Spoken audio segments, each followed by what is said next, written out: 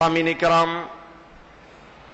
দূর দূরান্ত থেকে আগত আশিকিন মুহিব্বিন হযরতে মুসাল্লিন کرام রাহিমানি ওয়া রাহমাকুমুল্লাহ। আসসালামু আলাইকুম ওয়া রাহমাতুল্লাহি ওয়া বারাকাতুহু।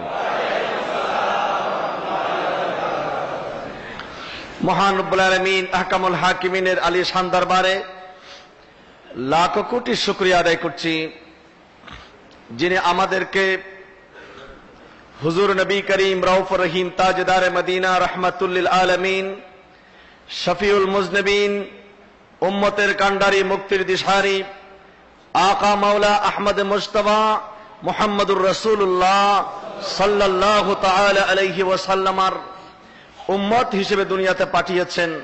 আমাদেরকে শ্রেষ্ঠ উম্মতের মর্যাদায় সমাসীন করেছেন। এই জন্য আমরা শুকরিয়া আদায় করি, সবাই বলি আলহামদুলিল্লাহ। রব্বুল আলামিন আমাদেরকে সাথে সাথে একটা দিক নির্দেশনাও দিয়েছেন, লাকাদ কানা লাকুম ফি রাসূলিল্লাহি উসওয়াতুন হাসানা, যে আমার রাসূলের জীবনের মধ্যে তোমাদের জন্য রয়েছে একটি সুন্দর উত্তম আদর্শ। জোরে বলুন সুবহানাল্লাহ। আমার প্রিয় নবীজির একেবারে বাল্যকাল থেকে শৈশবকাল, কৈশোরকাল, যৌবনকাল, সারা জীবনের প্রতিটি চলার পথে প্রতিটি মুহূর্তে মুহূর্তে আমাদের জন্য রয়েছে উত্তম আদর্শ। নবীজির উঠা বসা, চলাফেরা, কথাবার্তা, লেনদেন, ব্যবসা বাণিজ্য, নামাজ, রোজা, হজ, যাকাত থেকে শুরু করে এ সব কিছু মূলত আমাদেরকে শিক্ষা দেওয়ার জন্যই করেছেন। কারণ হুজুর নিজেই ইরশাদ করছেন, বুইস্তু মুআল্লিমান, আমি পৃথিবীতে এসেছি তোমাদের মুআল্লিম হিসেবে, তোমাদের শিক্ষক হিসেবে। জোরে বলুন সুবহানাল্লাহ। আমার রাসূল হচ্ছেন সারা কুল কায়নাতের শিক্ষক, মুআল্লিম, উস্তাদ। এই পৃথিবীর মধ্যে আমার নবীর আর কোন উস্তাদ নাই। আমার নবীর উস্তাদ হচ্ছেন স্বয়ং লা ইলাহা ইল্লাল্লাহ।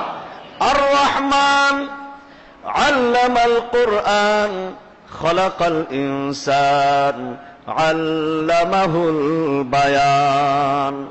আল্লাহ বলেন আর রহমান, আমি রহমান, আল্লামাল কুরআন, আমি রহমান কোরআনে করিম শিক্ষা দিয়েছি, খলাকাল ইনসান, অতঃপর মানুষ সৃষ্টি করেছেন। জোরে বলুন সুবহানাল্লাহ। আল্লাহ রাব্বুল আলামিন নিজেকে গায়েব রেখে বলেন তিনি সেই রহমান, তিনি সেই দয়াবান, তিনি সেই আল্লাহ যিনি কোরআনে করিম শিক্ষা দিয়েছেন। কোরআনে করিম শিক্ষা দেওয়ার পরে মানুষ সৃষ্টি করেছেন। খলাকাল ইনসান, মানুষ সৃষ্টির আগে কোরআন শিক্ষা দিয়েছেন। দেখেন আল্লাহ পাকের কোরআনে কারীমের আয়াতের সিরিয়ালটা দেখেন। আর রহমান আল্লামাল কোরআন, কোরআন শিক্ষা দিয়েছেন। এরপর আল্লাহ বলেন খলাকাল ইনসান আল্লামাহুল বায়ান, এরপরে মানুষ সৃষ্টি করেছেন এবং মানুষদেরকে সেই কোরআনের ব্যাখ্যা শিক্ষা দিয়েছেন। জোরে বলুন সুবহানাল্লাহ। কোরআনের ব্যাখ্যা শিক্ষা দিচ্ছেন পরে, মানুষ সৃষ্টির পরে। ব্যাখ্যা সৃষ্টির আগে মানুষ সৃষ্টি, আর মানুষ সৃষ্টির আগে কোরআন শিক্ষা। তাহলে প্রশ্ন হতে পারে, মানুষ সৃষ্টির আগে আল্লাহ রাব্বুল আলামিন কোরআন কাকে শিক্ষা দিলেন?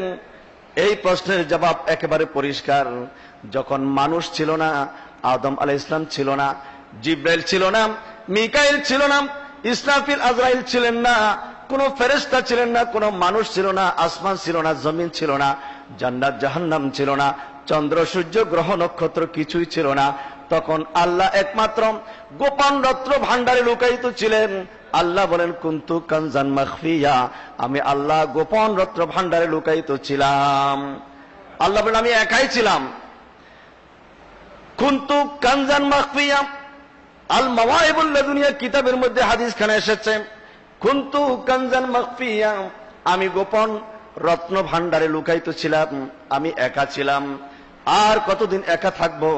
ফাআহবাবতু আন উরাফা, একটা পর্যায়ে আমি নিজেকে প্রকাশ করার জন্য পছন্দ করলাম। জোরে বলুন সুবহানাল্লাহ। ফাআহবাবতু, আমি পছন্দ করলাম,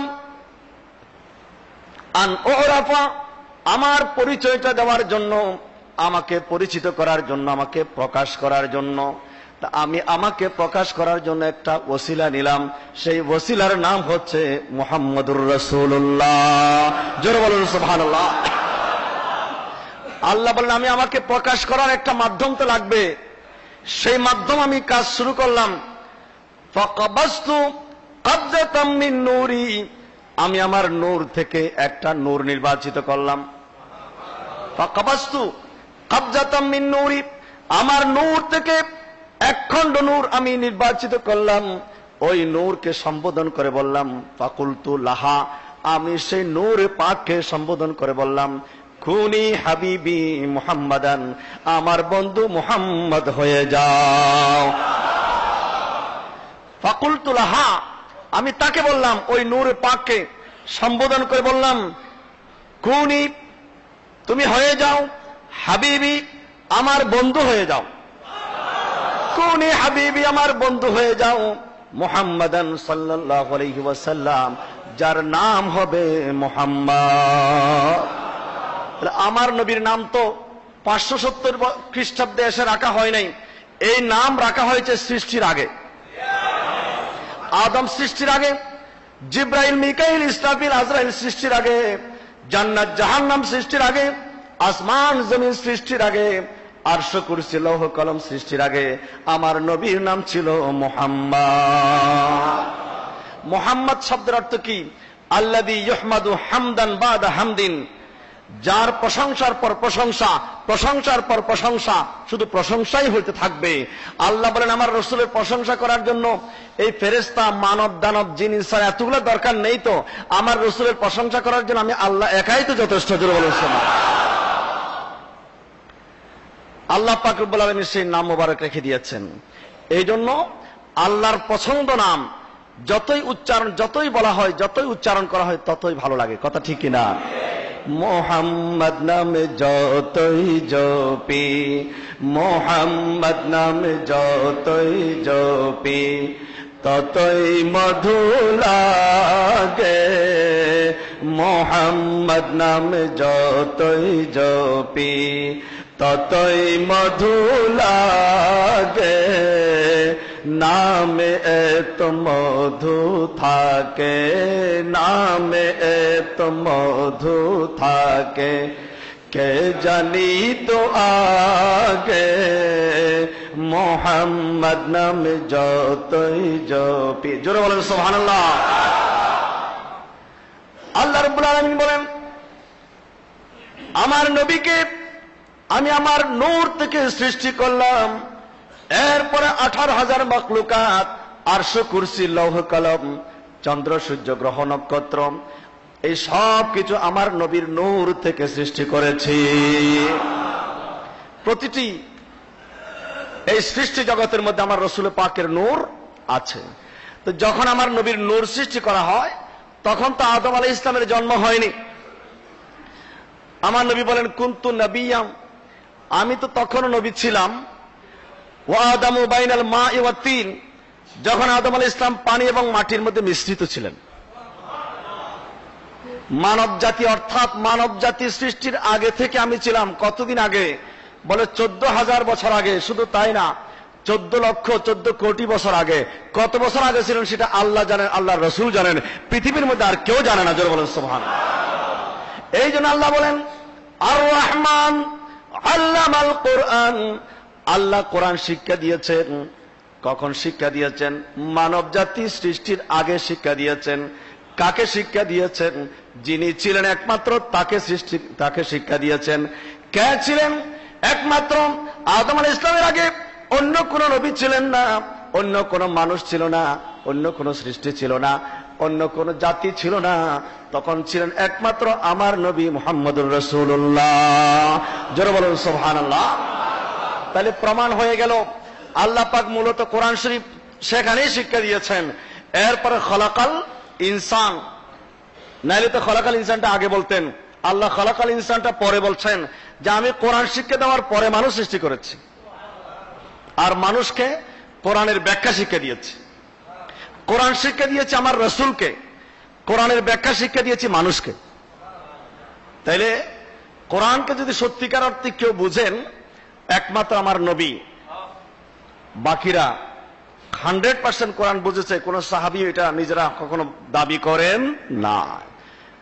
সাহাবায়ে কেরামরা কোরআন কারীমের এক এক রকম ব্যাখ্যা করতেন। ইযা জাআ নাসরুল্লাহ, এই আয়াত যখন নাজিল হয় তখন সাহাবায়ে কেরাম সবাই খুশি হয়ে গেলেন। জিজ্ঞেস করা হলো যে এই আয়াত, এই সূরা থেকে তোমরা কে কি বুঝতে পেরেছ? অধিকাংশ সাহাবায়ে কেরাম খুশি হয়ে বললেন যে আল্লাহ পাক আমাদেরকে বিজয় দান করেছেন, এটাই আমাদের জন্য একটা সুসংবাদ। সর্বশেষে যখন হযরত আবু বকর সিদ্দিক রাদিয়াল্লাহু তাআলা আনহুর কাছে প্রশ্ন করা হলো যে এই আয়াত থেকে, এই সূরা থেকে আপনি কি বুঝলেন, আপনার তাফসীর কি? বলে আমার তাফসীর হলো, এই কথা বলতে সিদ্দিক আকবর চোখের পানি ছেড়ে দিলেন। জোরে বলেন সুবহানাল্লাহ। সবার মনে প্রশ্ন, ইযা জাআ নাসরুল্লাহি ওয়াল ফাতহু, আল্লাহর পক্ষ থেকে বিজয় এসেছে, আল্লাহর পক্ষ থেকে সাহায্য এসেছে, এটা মুসলমানদের জন্য সুসংবাদ। সুসংবাদ যখন শুনে সবাই হাসে, কিন্তু আবু বকর সিদ্দিক কেন কান্নাকাটি করছেন তার কারণটা আমরা বুঝলাম না। হযরত আবু বকর সিদ্দিক বলেন, হে আমার বন্ধুরা, তোমরা যেটা বুঝেছো তোমাদেরটাও ঠিক, কিন্তু আমি আবু বকর যেটা বুঝলাম সেটা যদি তোমরা সত্যিকার ভাবে বুঝতে, তাহলে তোমরা কখনো হাসতে পারতে না, তোমরাও আমার সাথে সাথে চোখের পানি ছেড়ে কান্নাকাটি করতে। সাহাবায়ে কেরাম বলেন, আপনি কি বুঝলেন আমাদেরকে বলুন। হযরত আবু বকর সিদ্দিক বলেন, আমার নবী দুনিয়াতে এসেছেন দ্বীন ইসলাম প্রতিষ্ঠা করার জন্য। এই দ্বীন ইসলামের প্রতিষ্ঠার একটা টার্গেট আছে, একটা চূড়ান্ত লক্ষ্য আছে। ইযা জাআ নাসরুল্লাহ ওয়াল ফাতহু, যখন আল্লাহ বলে ফেলেছেন ইয়াদখুলুনান নাসা ফি দীনিল্লাহি আফওয়াজা, যখন আল্লাহ বলে ফেললেন, আমি বুঝতে পারলাম আমার নবীর মিশনটা একেবারে 100% পরিপূর্ণ হয়ে গেল। একজন আল্লাহর প্রতিনিধি এই পৃথিবীর মধ্যে যে মিশন নিয়ে এসেছেন, এতদিন পর্যন্ত সেই মিশনের কাজ করেছেন, এখন যেহেতু সেই মিশনটা পরিপূর্ণ হয়ে গেল, আমি বুঝতে পারলাম আমার নবী আর পৃথিবীর মধ্যে আমাদের কাছে আর বেশি দিন থাকবে না। আমি সেটাই বুঝতে পেরেছি, দ্বীন ইসলামের মিশন যেহেতু পরিপূর্ণ হয়ে গেল, আর বোধহয় নবীজিকে আমরা আর কাছাকাছি বেশি দিন পাবো না, নবীজি আমাদের কাছ থেকে জাহিরি ভাবে বিদায় নেবেন। আমি এই জন্য চোখের পানি ছেড়ে কান্নাকাটি করছি।